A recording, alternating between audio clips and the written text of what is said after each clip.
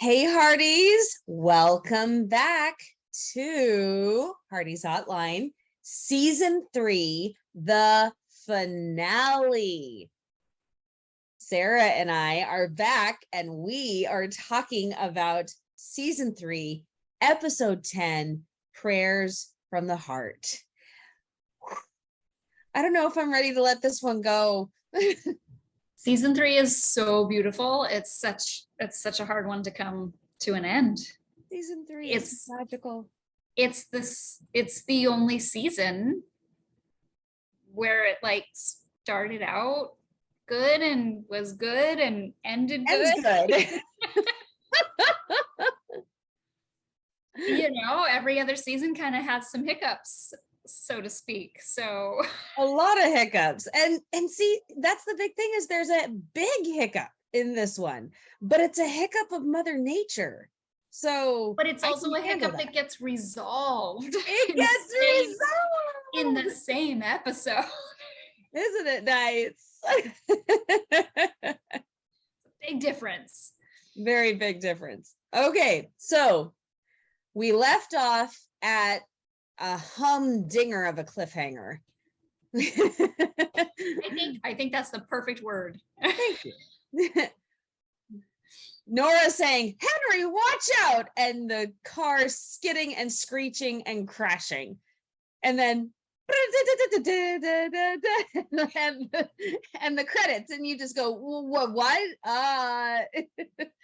So we pick up with a much calmer setting, at least physically. I know, you almost forget that that's what you were waiting to see what was happening. Yeah. When it jumps back to that storyline later, you're almost like, oh yeah. Oh, right. I was distracted by all this other stuff. Well, let's talk about that stuff that we were distracted by. We were distracted by two lovely ladies walking down the road very early in the morning because somebody woke somebody else up at 5 in the morning. And I love just, they're already on this rapport with each other where she can, like, it's completely obvious that what Elizabeth is saying to Jack. Like she's not coming right out and calling out Charlotte, but Charlotte knows. Charlotte knows, like, you can tell. She's not being subtle. No, scrambled with lots of lard. But I think that two things made up for it. Number one, Charlotte calls Jack out on his sass, like 10 feet deep. When I was growing up, it was 5-foot snow drifts. And then when he was a little boy, he'd run out in the rain without a stitch of clothes on. I mean, we saw Elizabeth's utter delight at learning that little tidbit about this man that she has grown to love. There's nothing like hearing embarrassing stories about each other, right? Oh, yeah. The sad thing about that is that nobody was on good enough terms with Jack. Nobody from Elizabeth's family was on good enough terms with Jack to tell the embarrassing stories. So a really good point. Yeah. I mean, to be fair, I feel like there was some embarrassment. There was enough embarrassment in Hamilton.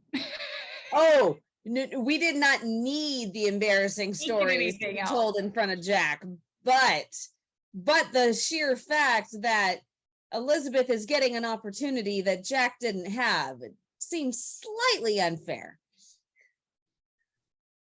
Okay. You got to give me that. I will give you that, but there was so much embarrassment the other way that I feel like it's a totally different type of situation, but I don't feel that bad. Fair enough. but you did feel bad for a certain young man that we have grown to love on and off the screen when he has that horrible, Oh, huge, oh, ginormous I can't. gash in Oh, his shoulder, and then his oh. arm's about to come up. Sorry, Madison. How do you think he managed to make it into town? Oh, No. that his arm almost fell off, right? I mean, oh, We love you, Madison. love you. But so Faith is treating poor Roy, said it's been an accident at the mine, mudslide. It's bad.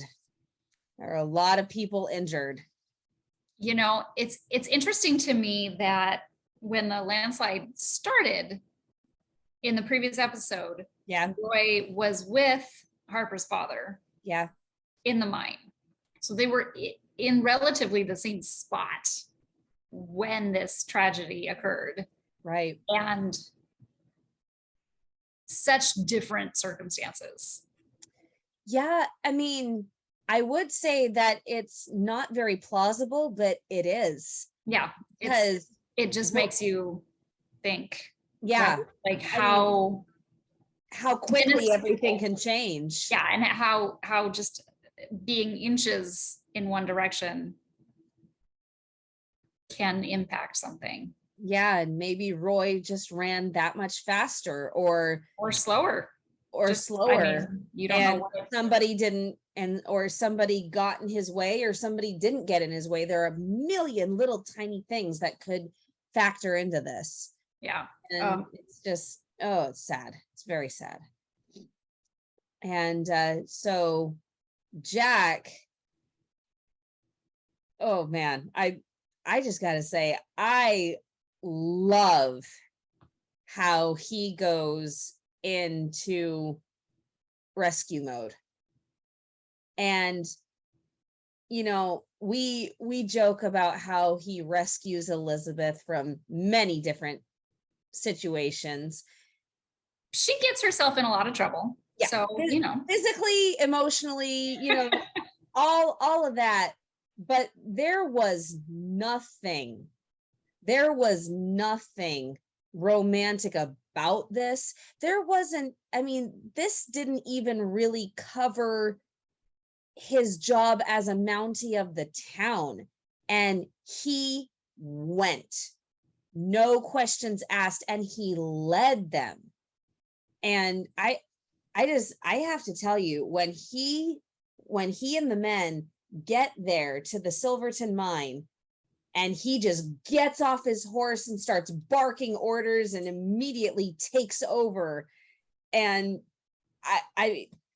it stirs me. It really, really stirs me. You know, I mean, obviously you've got the hindsight of it's a landslide. No, but it's just a whole other story. But you just, I think, forgetting about that aspect of what we know of the future, what we know of the future of Jack's personality, of Jack's drive to do the right thing. Yeah. This is really one of the first times where it really shines. I mean, he's always been noble. He's always jumped in to help people. He's fought the bad guys and tricked the bad guys and, you know, done all of the things. But this was like a much more major scale concerted effort. Yeah. And I think it just really showed his character and set the tone for the man he is, the man he was becoming, which really led into season 4. Yeah, absolutely. Okay, don't cry yet, Cammie. Yeah, okay, not there. Okay, now, all that said, I do have one tiny little gripe, and you're gonna laugh at me, but I don't care. Even if I agree with you, I'll laugh at you. Don't worry. Yeah, I can always be rest assured with that. All right. Best friend code. Yeah. When they are saying goodbye. And Jack goes over to Dottie, finds out that Bill has ridden out of town. Bill's doing his own rescue.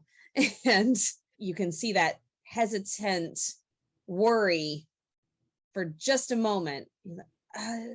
Okay, thanks. You know, and I'm gonna have to leave without him. Yeah.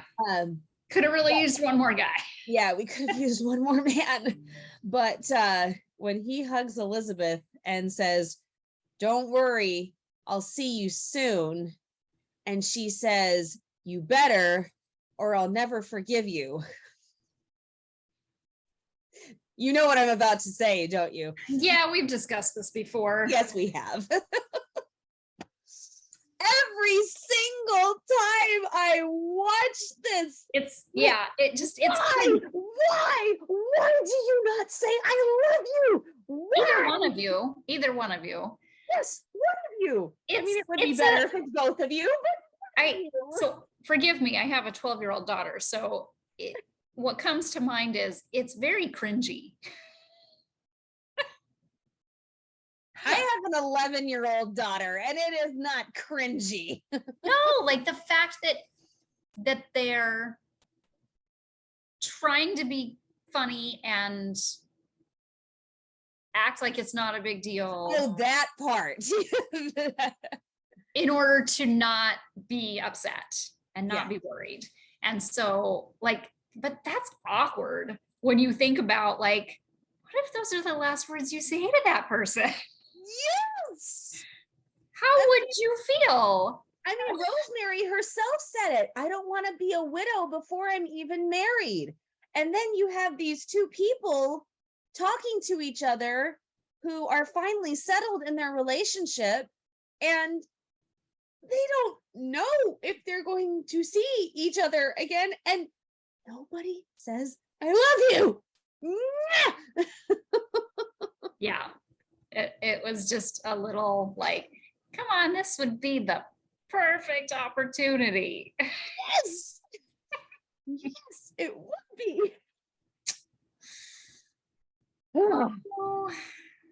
But, you know, TV moments and all. Just I'm the hooked party, and they just kept me on the hook. But moving past the hook. Okay. There is one moment. So number one, the fact that Elizabeth is leaving to be just like her man. He's helping the best way he can, and she is helping the best way she can. And Rosemary is stepping up. We'll talk more about how Rosemary steps up, but Rosemary is stepping up with her fiance, not just her beau, not her boyfriend, her fiance that she is supposed to marry in a matter of days, has gone to be part of the rescue effort. And she is not sitting at home doing her part. She goes and helps with the school so that Elizabeth can go and help with the children out at the settlement. But what really got me, and it got me before, but I don't know, it got me big time this time, Miss Thatcher always comes back. And dear sweet little Emily, comforting even littler Opal. I know. So cute. Oh, they're so tiny. I know, they're so little in this. It's so amazing to watch them grow. It is. And just to catch those sweet moments that they do so nicely, you know, they just sprinkle them in. And so it's such a delight to watch when they have those beautiful, raw, pure moments between the children, or between Elizabeth and the children. Mm-hmm. Okay, so let's talk about Henry for a second. He's knocked out cold. Yeah. Martin doesn't actually have any lines in this show. Not a one. Not a one. Actually, Martin himself is only in one scene, and that's when Bill finds Henry and Nora. because the other scene that involves him, he's not in because he's in the with hospital. the doctor. He's at the hospital with the doctor, or the doctor's with him, I should say, because he's still out cold. So when Bill finds them, I mean, we talk about Jack being noble, but I think that this is incredibly noble of Bill. Given their history. Given situation, everybody's history right there, I mean, yes, Nora is better, but she made his life miserable for a very long time. And let's not forget our speculation on Henry's involvement in Nora's past and Bill's past. I still hope they clear that up someday. I don't think they will.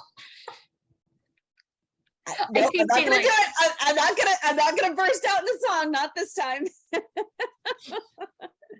I stopped myself. Okay. But he picks them both up, and I imagine that Nora got checked out at the hospital and then was cleared, but Nora was the one sitting out there and Bill was the one walking around. So he's the one checking with the doctors, which makes things even more amazing that he is doing that much to check up on Henry. So, and then let's just add a little bit of cream on top. He goes after Lucy Benson. Yeah. Which, okay, they did not have to do this. They did not have to put her back in. And I love that they did. I love that they're in season 3, especially. I think we talked about it a lot with Madison. We did. They made a concerted effort of not throwing in a completely extra character when you didn't have, if you could use somebody that people already knew, even if it didn't have to be that person. Right. Anybody could have ridden into town and told them about the landslide. It could have been a perfect stranger. Mm-hmm. It would have had the exact same effect in terms of the landslide storyline. Yep. There was zero reason that it needed to be Roy. Mm-hmm. But it was really nice that it was. It was really nice that we saw Edith. We didn't even have to see her at the settlement again. Like, there's just a bunch of people running around. She's there. You don't have to see her to know she exists. But they made a point of showing people that we'd already seen and making it feel real. Yeah. Yeah. You are 100% correct, because I don't think that they do this with any other season the way they did with season 3. Season 3, I noticed it more. Yeah. And it is really, really beautiful the way they took these teeny tiny characters that were in an episode, maybe 2, mm-hmm. and their arcs were done. Their involvement was completed, but they made it all come back together. And like you said, they were already people we knew. So they're and I mean, even we care about. Even in the episode earlier with the moving picture, mm-hmm. when they were naming, like they even named Mary Dunbar, even though they said the wrong last name. They're naming, they're talking about people that are involved in the project, and they're naming them, and they're using names that we are already familiar with, instead of just throwing around random names. Yeah, exactly. It's so much more meaningful, and it makes you feel like, yes, this is the town I know. This is Hope Valley. This is the show I've been watching for 3 years. Yeah. You know the people, you know what's going on. And we see Bill be the James Bond of Hope Valley, more like MacGyver at this point. And and he gets her out. He gets Lucy Benson out from under the chicken coop. The fact that it was her, same character, same actress. And shout out to the Postables. She played Maddie in From the Heart. So that makes it even more special if you're a fan of both shows. And so, yeah, it's one of those perfect little cherries on top. Yeah, I agree. Yeah, I just, and then not only does he get her out, but he brings her back to town. Yeah. So we get to see that too. I think probably when they were writing season 3, that was right around the time when they're getting a lot of feedback on season 2. You think so? And probably the biggest thing that they heard feedback on with season 2, even more so than the Hamilton stuff, was just that infamous Hope Valley black hole that had appeared from nowhere. And so I think there was an effort in season 3 to try not to do that as much. Well, you mentioned effort.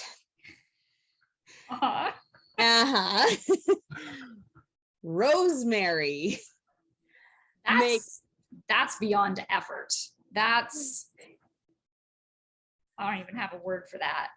Rosemary makes a tidal wave of effort, if you'll pardon the horrible pun. But untimely, yeah. Untimely pun. But I don't know about you, but I just went.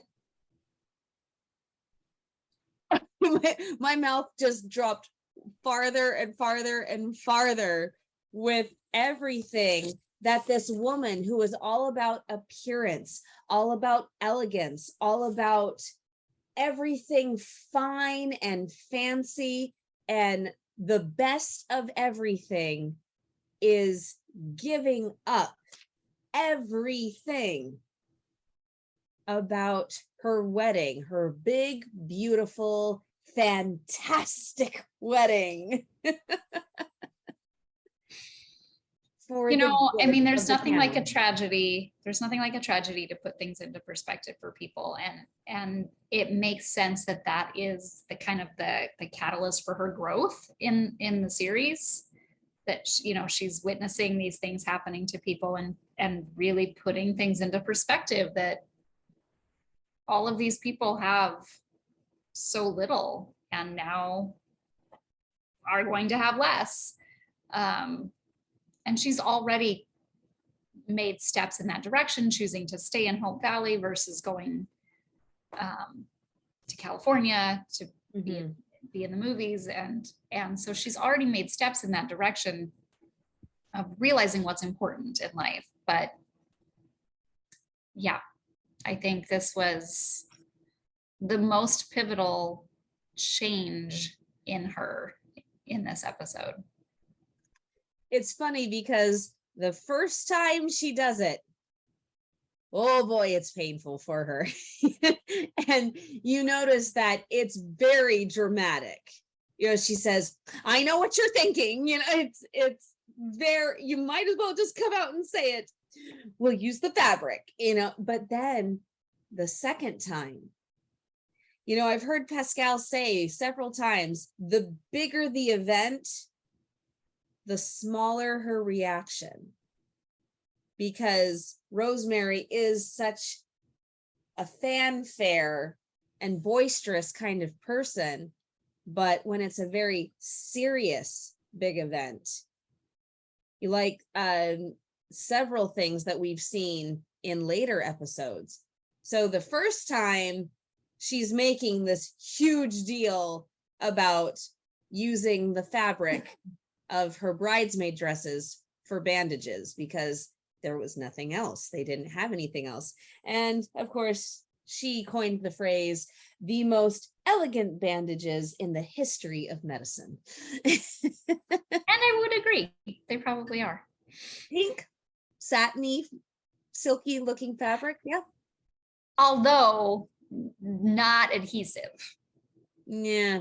So that was Ned. That was Ned later. That's Ned later. But maybe they could team up. make elegant self-adhesive self-adhesive bandages. bandages. That's For the modern woman. all right. We're gonna draft an email to Brian Bird tonight, and we're gonna say We have an idea. Oh goodness. And then we gotta have faith. We gotta have faith involved somehow, because of course she's the doctor in town. So they should not be in an Argyle pattern. no, not at all. But to finish my thought, then so she goes from making this huge deal with the bandages to the next time she's called upon, self-called upon to help, is I was expecting 70 guests for my wedding with 4 choices of entree. That should be plenty of food. And she says it so much more matter-of-factly. It's almost like she's getting used to this service thing. Yes, this is what we do now. Yeah, she's getting used to this idea of serving people now. So, but yeah, it was, I think, much easier for her the second time to give it up. Yeah.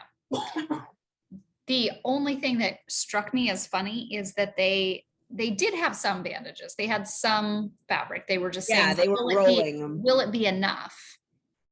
They still didn't know how many people were hurt when they started cutting up her fabric.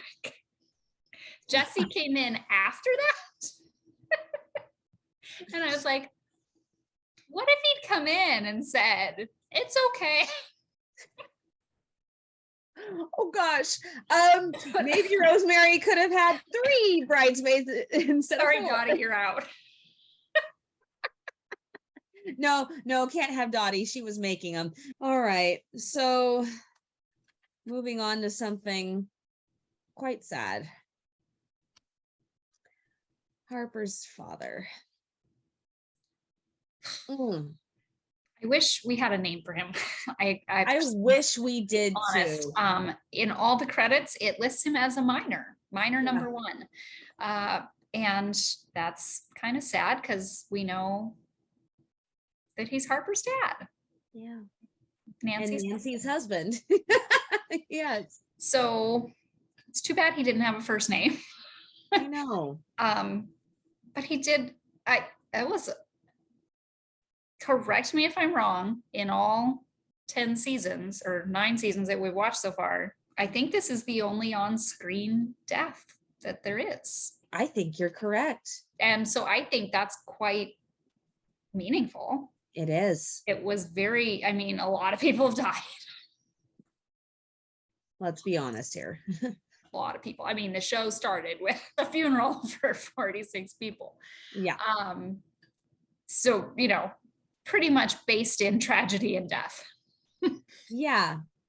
A lot of it.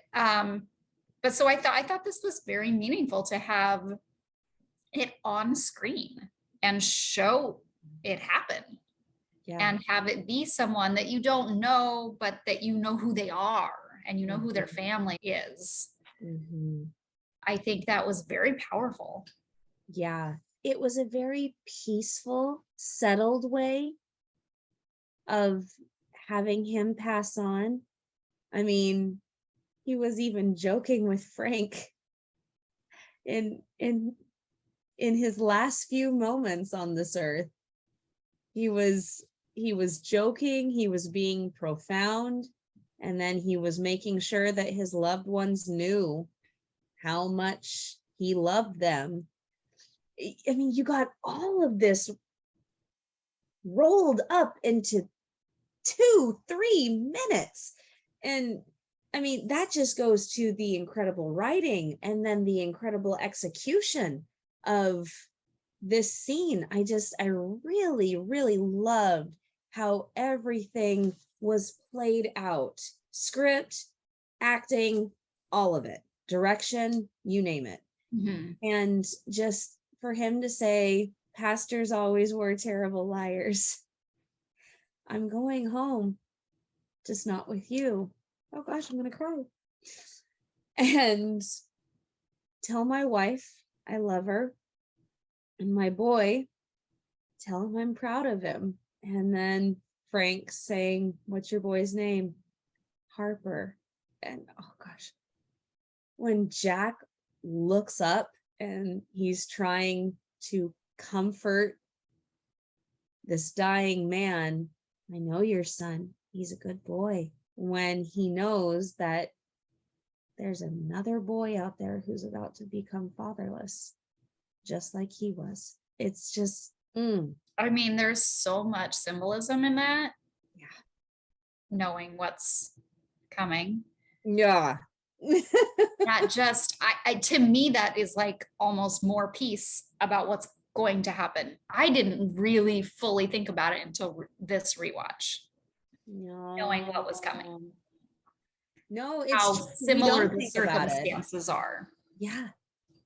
Yeah. And the fact that, like you said, he's got a young boy, a young blonde boy, who is now fatherless from a landslide. Oh. Who could have, like, wow. Like, you know that thoughts of that were probably coming in as they wrote season 5, but there's no way they knew that when they wrote season 3. They might have had thoughts of things that might be coming later, but there's no way, So this was written first, and then they were able to bring that and use pieces of it enough to really, really make sense and really be meaningful. Yeah. It's quite poignant and quite profound when you think about it.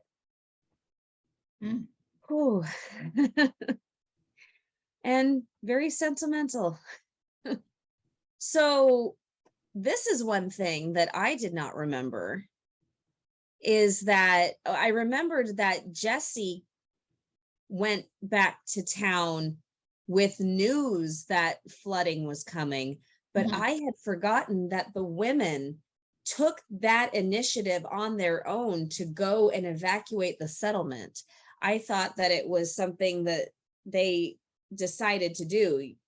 Okay, men go to the landslide to help dig out the miners, women go get everybody from the settlement. But no, that's not the way it was. Yeah, it was emergent because they found that out later. Yeah.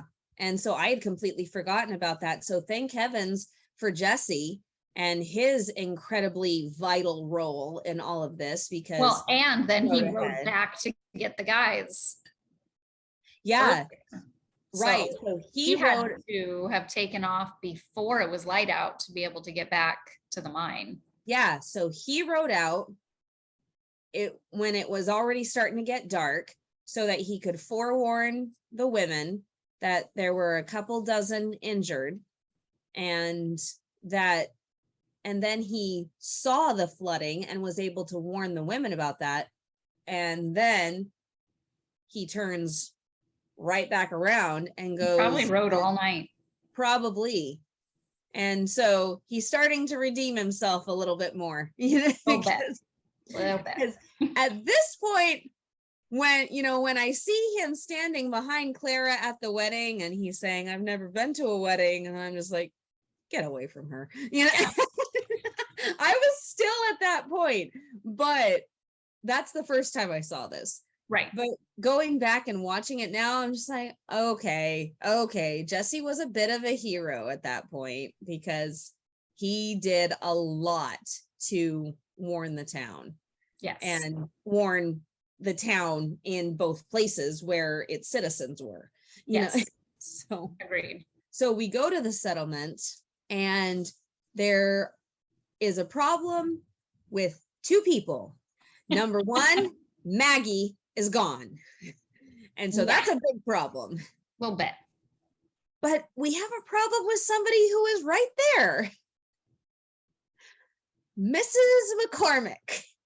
I'm staying put. And we see her again. Another example of bringing back another familiar face when it could have been anyone. So going back to the present Mrs. McCormick, she wants to stay there in her rocking chair and let the flood come and sweep her away. Must be a comfortable rocking chair. Must be. It must be comfortable because Abigail says that she will toss her in the back of the wagon, rocking chair and all, if she doesn't get up now. You know what? I'm actually surprised that worked, but I am surprised it worked, but I think it helped coming from Abigail because she was also another widow. Yeah. If it had come from Elizabeth, or if it had come from one of the wives, you know, Nancy Yeah. didn't know she was a widow yet. Yeah. And so, and she was trying to get her to go. And so it took somebody who knew the experience of losing their husband, Mhm.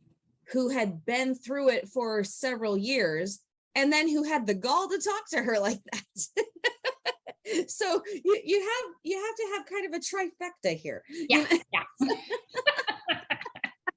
And we all know that Abigail is a trifecta in several areas. So we can come up with several different attributes of Abigail that make a trifecta somehow, some way. So Yes, agreed.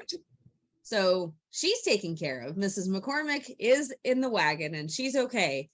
But now they're discovering not only is Maggie not right here, she's gone to the one place, river. To the one place you don't want to be. So I have to ask, I mean, this is really interesting because Jesse was able to see just how bad the flooding was. So are the settlers just taking the women's word for it and rushing away on their word? Or can they see the river starting to build up and dam up and about to burst any second? You know, that's the really interesting thing, because they're saying we have to get away from the river, but the settlement isn't right by the river, you know. But it's Jack obviously below the river. Yeah. There must So be like, do you think that the settlers could hear or see anything that was going on? Or do you think that they were just taking the word of the women?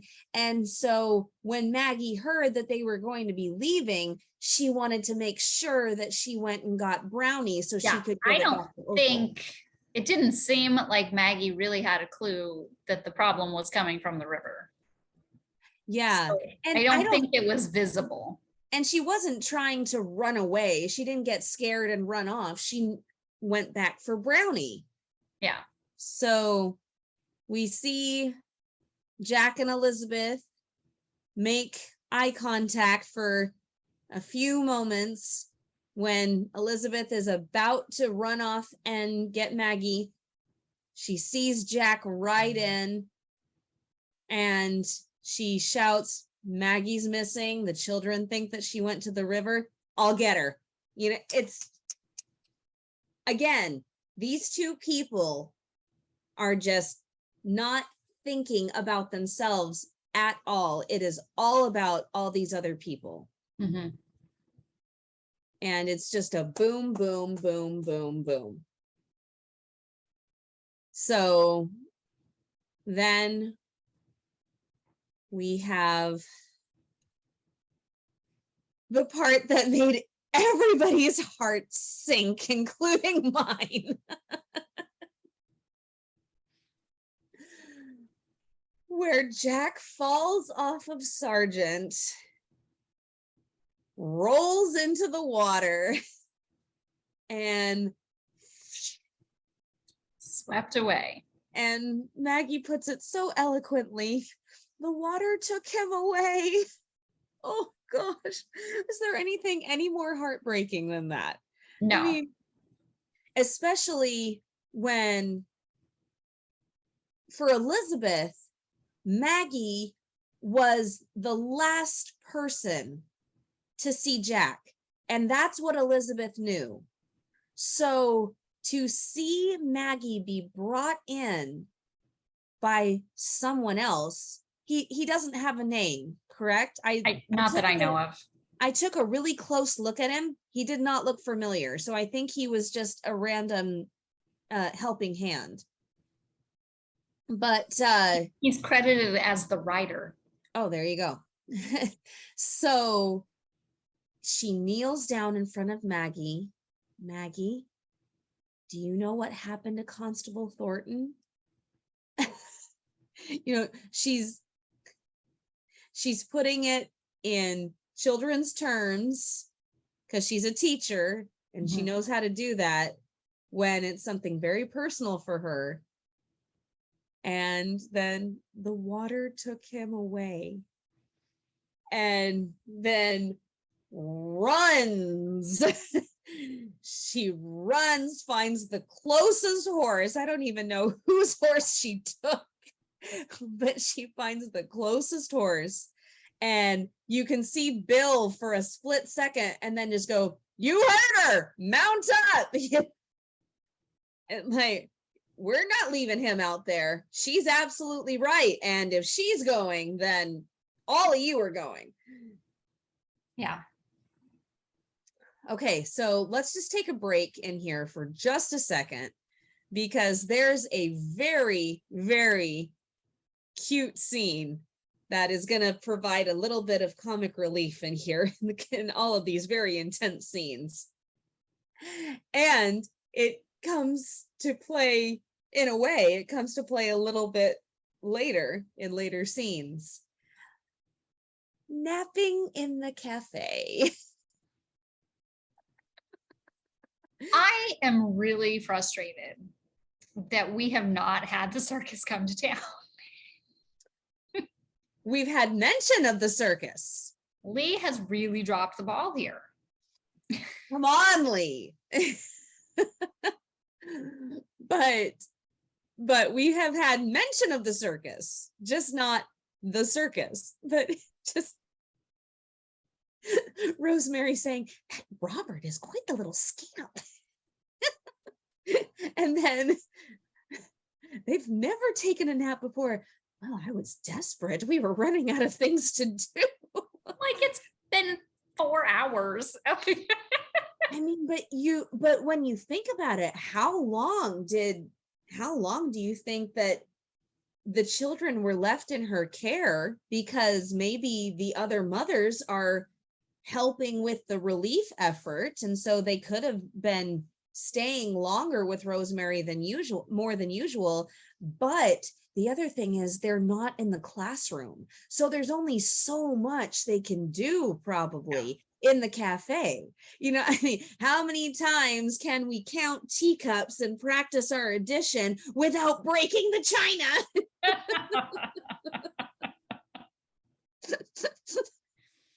We should write that fan fiction. That would be something.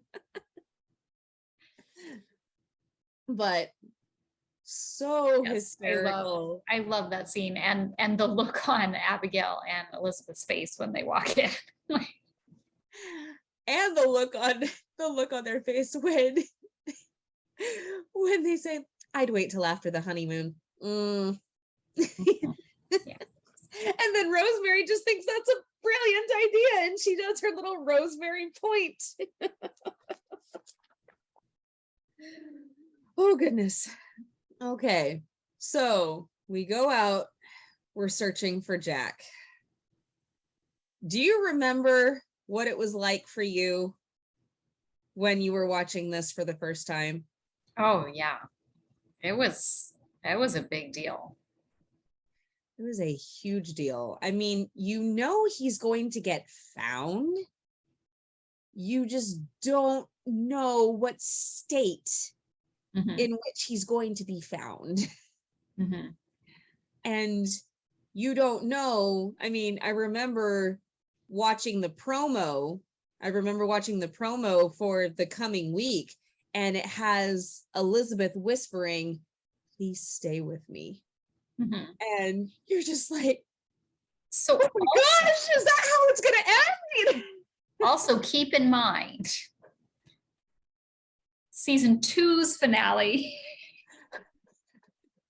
major cover your eyes cliffhanger. Yes.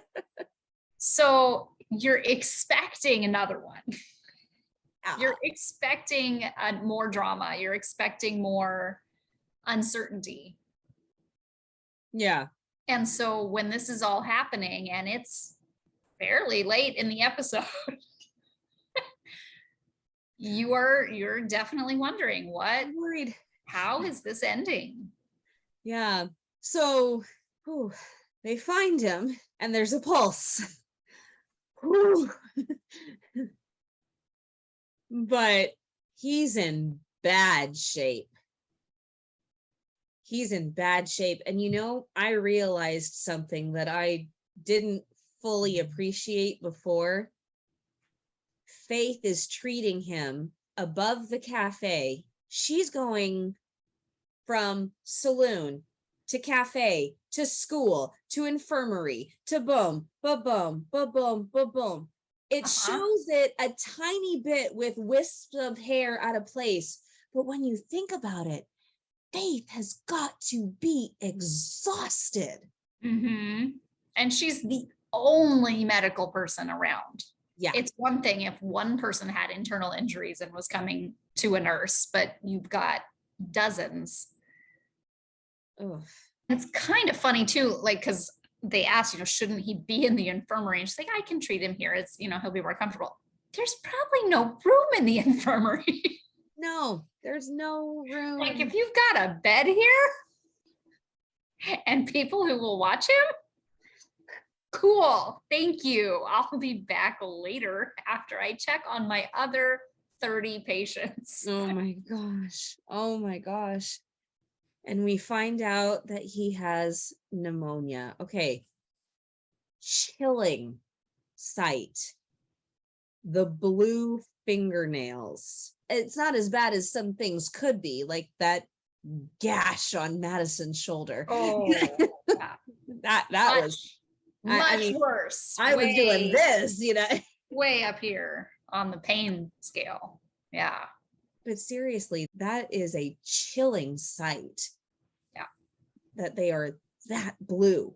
And I really appreciated that the scene with Abigail and Frank, where she was really freaked out about the pneumonia, because I think we hear pneumonia in our time period.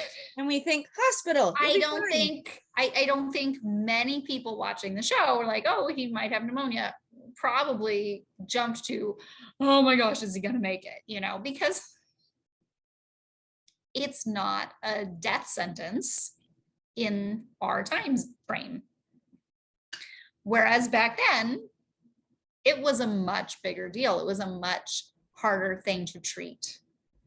And it put it in perspective with that one little scene, which, yes, I thought that was and also because Abigail's usually the calm person and the one that is being very rational and very positive. And so for her to be the one that was very freaked out about, oh my gosh, I had an uncle who passed away from this, and a neighbor, Frank knew people who had survived. Right. And so having her be the one that was worried about it brought the intensity level up. Yes. Absolutely. And realized, oh, this is bad. So Elizabeth says she will stay with him for as long as it takes. And again, I want to big kudos to the writing and the way they delivered it. The way that Charlotte asked if it was all right if she stayed too. I'd like to stay too. Yeah. Because that's a very tough spot to be in. To be the mother of an adult man. But for both of them, that's an awkward spot to be in. And if you don't, I don't know, it can get more awkward depending on how that's approached. So I thought it was very nice how they approached it. both of them, Elizabeth's first thoughts are only of Jack, but she's also very understanding of where Charlotte's coming from. That And his Charlotte's mother very wants to be. understanding of where she's coming from. Yeah, that Charlotte understands that the woman he loves wants to be there every minute. And Elizabeth understands that it's his mother and she needs to be there. But Mom needs a break. She can't take it anymore. But, she says it a little bit later, but I don't think that she could stand the intensity in the room because she didn't know who she should be more worried about. She's horribly worried for her son. And oh gosh, it would be terribly unfair. It would be terribly unfair to lose two men because of their courage. Oh, you were talking about foreshadowing earlier? I know, I've always said I really would love some magical way for her to come back and spend some time with her grandson, but I also just don't know that I could take it. I don't know. But yeah, that line, it punched me straight in the gut. I mean, yeah, when you really put that into perspective of her having lost her husband, who was in the same line of work and had the same qualities as Jack and was very much of the same, cut from the same cloth. Yeah. I like that. How do you do that? I don't know. I truly don't. And and so for her to acknowledge that she doesn't know who they should be more worried about because she knows exactly what Elizabeth is feeling because she's been through it. And she's recognizing that Elizabeth is feeling for Jack what she felt for her husband. She's recognizing that it's that strong of a bond, that it's that important, and not trying to downplay it or, oh, you guys aren't married yet, or, she can recognize that and respect that and fully empathize with that. But crying doesn't do anyone any good.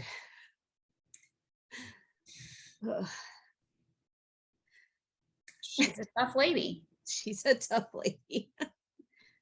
Okay. I did it. So I did not disappoint. I wrote down what Elizabeth said to Jack while he was out cold. I wouldn't have it any other way. I know you wouldn't. I know things haven't always been easy for us, but from the first day I met you, I beg to differ on that one, but yeah. But from the first day I met you, I knew that no matter what, we were meant for each other. I'm sorry for everything I ever said or did that hurt you. If I could, I'd take it all back. I know God meant for us to have a life together. That's why you can't leave.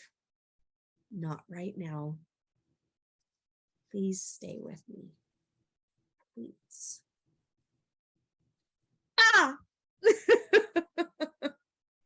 And I'm torn in general on the concept of the flashback.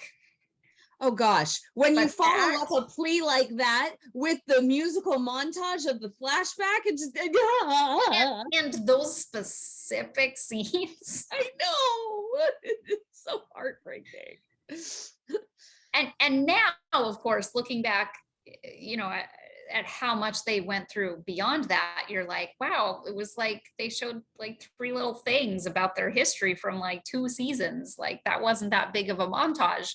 But then You're like, you're only on season 3. I know. You feel like there should be so much more than that because it's just such an iconic relationship. But it was, yeah, it was pretty amazingly done. Put together. Yeah. Yeah. And then we have a beautiful candlelight visual underneath the window. And I love that they made it about Jack, but they made it about The town. praying for the town. And I did it again. I love that she's talking to him. Mm-hmm. Yes. I have, anytime I see somebody talking to somebody with a regular conversation while they're out cold, Mm-hmm. Every time, it doesn't matter where I see it, it hits me. I have a soft spot for it because they are doing everything they can to make sure that they are heard and that they give that person the will to live and the will to come back. So, yeah. And again, also, so you've got flashbacks in the first part, and then you've got verbal flashbacks of their lines from the very beginning of this season. Right. So can you do that for them? You know, because they're praying for him to get better. Can you do that for them? How about for me? It's all right. I can wait. You know, as if he responded, you know, then it's all right. I can wait. Do you remember our New Year's resolutions? To be patient, to be kind, not to rush, but to take our time. But not to take too much time. Oh, there are very few words that we love hearing more than that right at that moment. I think that's just like because it's hitting her now. Gosh darn it, why did we take so much time? Funny you should say that. You know, she's finally like coming to terms with that. Maybe that wasn't the best approach. Yeah, maybe it wasn't. So Jack recovers despite the fact that his mother is making all of his meals. Yeah, I don't know how you get healthy that way. I don't know. Elizabeth finished her manuscript and sent it off to half a dozen publishers. And there's a wedding. And the bride needs to make some last-minute adjustments to her hair. Maybe I will have time to build that gazebo. Again, one of the best lines. It just shows that he's hopelessly in love, but he knows her. He knows her for who she is, and he's marrying her anyway. You know, it's beautiful. It's beautiful. Yes. He would not have it any other way because he's marrying a woman, you know. Oh, and then of course she says, I was going for breathtaking, but I suppose stunning will have to do. I'm like, oh gosh, that is such a Rosemary line. Just give it to her. It's okay. She gave up all the food and all the dresses. Just let her have the stunning, breathtaking comment. You're stunning and you're breathtaking. Okay. Yeah. Damp curls, nothing. And then of course we have Charlotte and Elizabeth coming together, making peace with words. I think they've already made peace through their mutual worry of Jack, but they're making peace with words. She apologizes for being underfoot. That's not true. It's a little true. But I love what she says. All I wanted is for him to find someone who loves him as much as I do and who gives him as much sass as you do. which proves that the two of them have come to know each other very well. Very well. Yes. And that's a perfect ending between those two. Yes. The wedding is being thrown, if you will. It's being held because of the flashiest people in town, except for the mayor. Mm-hmm. And it's a beautiful and simple wedding. I think that's really meaningful. I do too. It shows that they know that they are the priority. They're getting married, and that is what's important. Everything else it's not the wedding, it's the marriage. Exactly. Then we have a little bit of my favorite eye acting during the ceremony. How awkward is it, do you suppose, to be standing up there as a best man and watching your ex-fiance walk down the aisle? Like, even if you're still, there's no feelings left, like, that's just a little weird. I would say yes, except the woman he loves is right behind her. So yeah, no, I know. It's just like, that's gotta just have like some bizarre, like, it probably does. It probably does, but we're not focusing on that. We're focusing on the fact that Lee and Rosemary get married. They're walking back up the aisle to that beautiful violin music. And then the last thing we see is a caught bouquet and two very big smiles. Mm-hmm. And a much happier way to end season 3 than season 2. Same theme. Same theme. Same setting. Same setting. Much happier way. Much happier ending. Well, hearties, that brings us to the end of season 3. I can't believe it. What a season. Woo. What a season.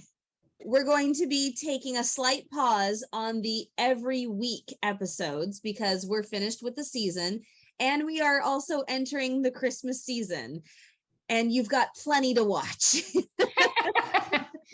Do you think there's any new Christmas movies coming out? Maybe one or two. But that means that there will be bonus episodes if there are movies that we love that have When Calls the Heart cast members in them. We are going to cover them here. We're also going to try to bring you an interview or two. And since we're going to be starting season 4 come January, what better time to do the very beginning of season 4, the Christmas movie, than during the Christmas season? Ta-da! I don't think they saw that coming. I think probably not. Yeah, I know. All of the jaws are just they're gonna do the Christmas movie during Christmas time. So we are not leaving. We are not going away, but we are going to. We can't are get rid of us. Well, no, can't get rid of us for anything. But we are going to ease off a bit, and we're not going to bring you the weekly episodes. We're going to wait for that in January, and that's when we'll start season 4. And I don't know, Sarah, do you think we can finish season 4 before season 10 premieres?